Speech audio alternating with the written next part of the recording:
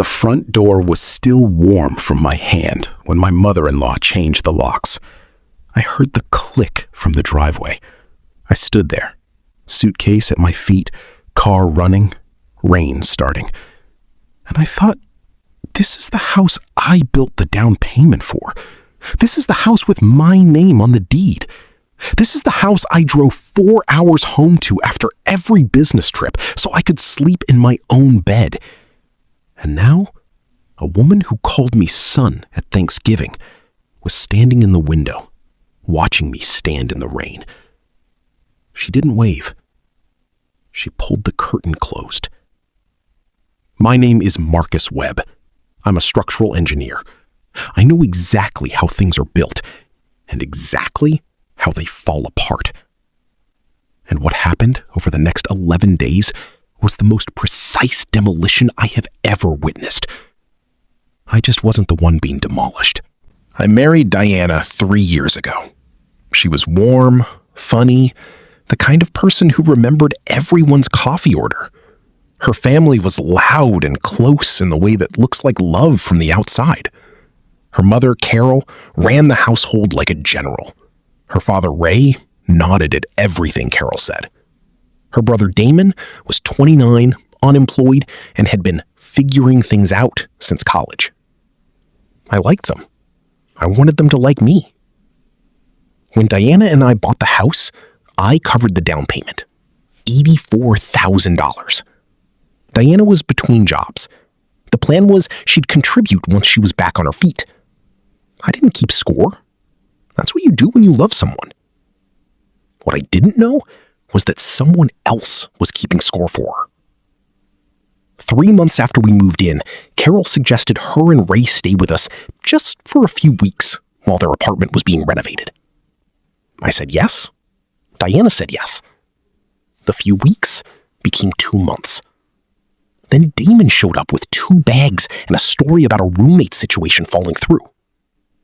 Suddenly, my house had 4 extra people in it, and I was the only one who seemed to notice. I said nothing. I worked more. I told myself this was temporary. But Carol had stopped treating the house like a guest would. She rearranged the kitchen. She told the neighbors it was the family home. She signed for packages addressed to her at my address. And Diana let her. That should have been my signee.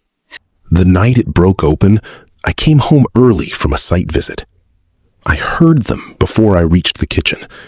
Carol's voice, flat and certain. He doesn't need to know yet. We just need him out for the weekend so Damon can move his things into the master. Diana, quieter. And if he asks, tell him you need space. That always works. I stood in the hallway, my own hallway, listening to my mother-in-law plan how to move her unemployed son into my bedroom while I was away. I didn't walk in.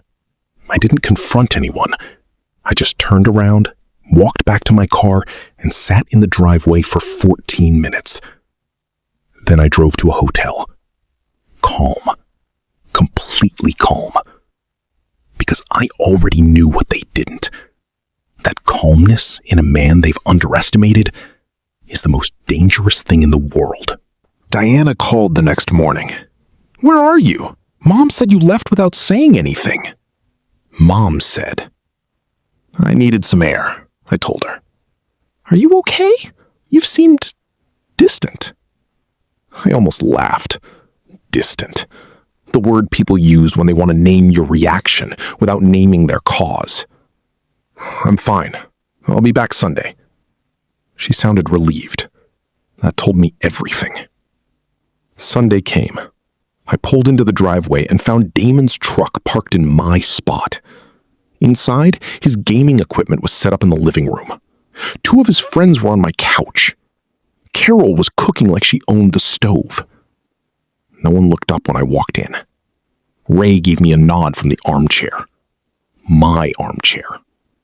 Diana came downstairs. "Hey, you hungry?" Like this was normal. Like I was a guest in my own home. That night, Carol knocked on our bedroom door and told me, not asked, told me, that Damon would be moving into the master bedroom at the end of the month and we could take the smaller room. It's just more practical, she said. He needs the space. I looked at Diana. Diana looked at the floor. That was the last night I slept in that house. The next morning, while I was in the shower, they moved my suitcase to the hallway. When I came out, Carol was standing at the bedroom door, arms crossed. I think it's best if you give us some space, just for a little while. I looked at her, then at Diana standing behind her. Then I picked up my suitcase, walked downstairs, opened the front door, and heard the lock click behind me before I reached my car. I sat in a hotel room that night with one legal pad and one question. What do they think they have? The answer? A wife who wouldn't push back, a family who moved in numbers, and a man they assumed would stay quiet to keep the peace. What they didn't have? The deed, the mortgage, the utilities, every account, every contract. All of it was mine. I pulled out my phone and made one call. Not to Diana, not to Carol, not to anyone in that house. I called my attorney, a real estate and family law specialist named Gerald Hatch. I'd used him once before for a contract dispute at work. Sharp, quiet, thorough.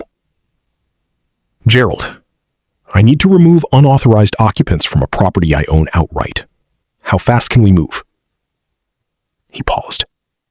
Are they on the lease, deed, any rental agreement? Nothing. Not one document.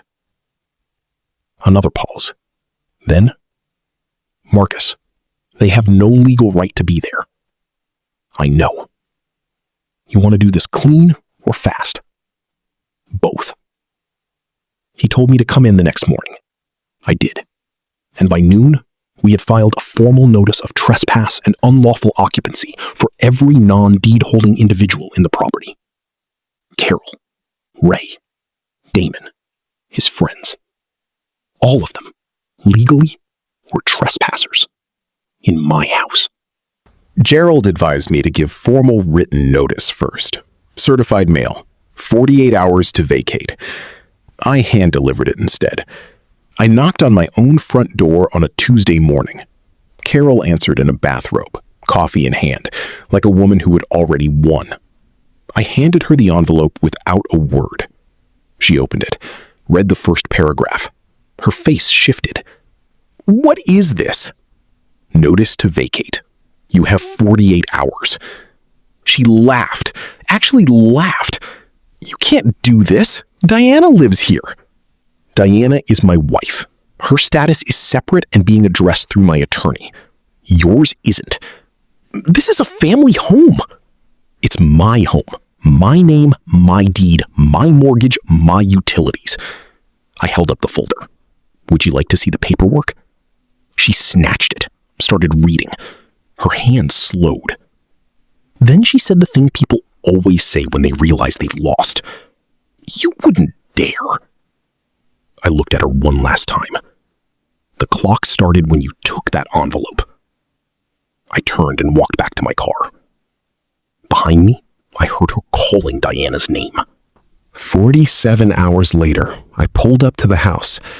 Damon was on the porch with 2 bags and the expression of a man who had just learned that confidence borrowed from someone else has a very short lease. Ray was loading Carol's things into their car. Slowly, quietly, not looking up. Carol was standing on the lawn, phone pressed to her ear, talking to someone who clearly wasn't helping. I parked, walked up the path. Gerald had sent a formal property officer to supervise the vacate. He was already there, clipboard in hand, standing exactly where I'd told him to stand. Visible, official, unmovable. Carol turned to me, eyes red, voice shaking. You did this to your own family. I stopped walking. You're not my family, I said. You're my wife's family. And you came into my house, moved me out of my bedroom, changed my locks, and told me to leave. That's not family. That's occupation. She opened her mouth. You have 11 minutes, the property officer said quietly behind her. She closed it. Diana was standing in the doorway. She hadn't spoken yet, just watched. I walked up to her. I'm not doing this to hurt you, I said, but I need you to understand something. You watched them move my suitcase to the hallway. You watched them change the locks, and you said nothing. Her eyes filled. I didn't know it would go this far. It went exactly as far as you let it. I stepped past her into the house, into my house, walked into the living room. Diana and I spent 3 weeks in conversations I won't detail here. She had a choice to make about who she was, about what she'd allowed, about whether the woman she wanted to be was the one who stood in the doorway watching, or the one who had the courage to say enough before it got to a property officer on a Tuesday morning. She made her choice. I made mine. I won't tell you what those choices were. That part is ours. What I will tell you is this. The day I sat in a hotel room with a legal pad wasn't the day I lost my home. It was the day I remembered who I was. A man who builds things, who knows how structures hold and how they fail, who understands that a foundation isn't just concrete. It's clarity. It's knowing what belongs to you and being willing to stand for it. Quietly, legally, and completely. Without raising your voice once. They thought silence meant weakness. It didn't. It meant I was already 3 steps ahead. And when the lock clicked behind me in that driveway, I was already making the call.